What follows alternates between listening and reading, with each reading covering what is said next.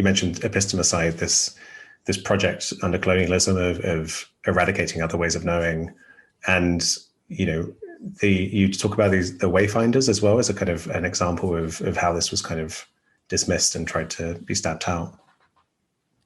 Yeah, so they are. It's a practice that comes from people of the Pacific Islands.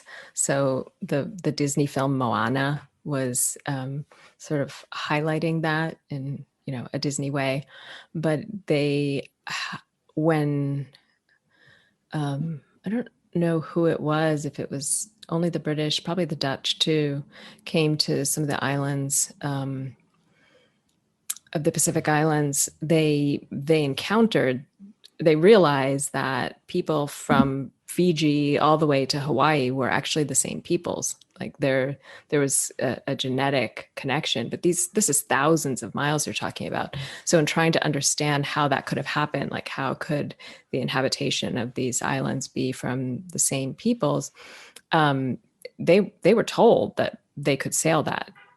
But they didn't have big boats with, maps and instruments. And so they just kind of dismissed that this was true and denied that this was a real practice. And they banned it, actually, and would not allow them to do their traditional form of sailing. But they kept it alive secretly. And when you look at it, it's actually I talk about it in relationship to my call to really understand or rethink or refeel mindfulness as embodied awareness, and to kind of stop thinking about this only as a practice of the mind, but as a fully embodied experience. So their practice of wayfinding, as it's been called, or sailing, really involved like this total training of the body and spirit from the time that these sailors were children. And so they really learn the waters, they learn the tides, they learn, the setting and of the stars and the rising of all the planets of the sky. And they learn kind of patterns in the ocean, and they really learn to feel the ocean. And it said that young boys, who were mostly the sailors at the time, were taught to feel the waves by tying their testicles to the boat. I don't know if I say that in the book. I don't remember that, but I think I would do. Yeah, my friend La always comments when I say that oh, that takes balls. And so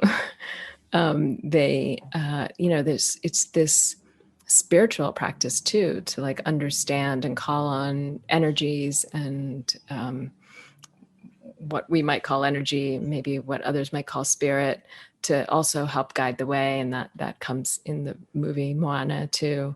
And so it was like this whole other way of knowing that wasn't based on like computation and rational thought and measurement. Not that there's something wrong with that, but that's not the only, and that's not the objective right way to sail, right? Right.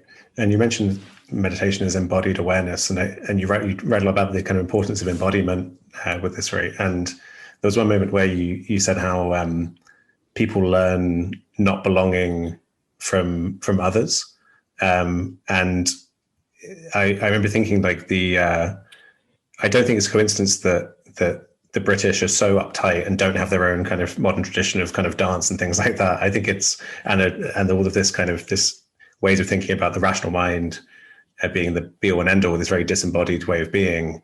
I can't help but feel that that's not a coincidence, that the people that you have people who didn't feel like they even belonged to their own bodies, and then they go off kind of rampaging around the world, teaching others that they don't belong, and then destroying in the process ways of knowing like this wayfinding, which was actively suppressed, right?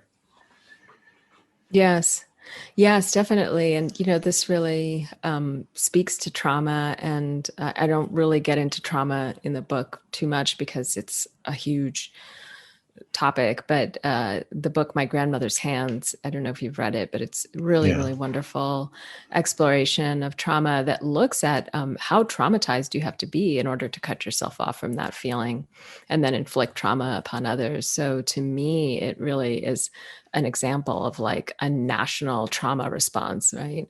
To be so shut down physically and emotionally, to be so stiff is really trauma in action or inaction. Yeah, exactly. Yeah. Yeah, I definitely experienced that myself, not even realizing how completely cut off I was from my body until I did this kind of trauma work. And it's incredible to realize what you don't know, if you, when it comes to this kind of feeling and feeling embodied. And I think there are generation after generation, people are kind of born into this, as you talk about intergenerational trauma in the book, and the way that, we now know scientifically that these things can be passed on physically as well as kind of through our upbringing. Yeah, I think it's something it's one of the main currents, I would say, that's keeps harm being kind of perpetrated and perpetuated in the world, is that we're not diffusing this trauma at each generation. Yeah, and really respecting that work has to happen in a process that really allows us to become intimate to all the layers of it, right? So, like one of the things I'm working with right now is it's much easier to see, and I speak a little bit to this in the book, but kind of always going deeper. It's much easier to see kind of the ways we've been harmed and hurt and how that shows up as a trauma response and what's been handed down. But it's much harder to see the ways we dominate, the ways we kind of perpetuate trauma, because that not feeling also cuts us off from our pain, but it also cuts us off from other people's pain. So we're not even really able to sense that we're actually harming, and we find all sorts of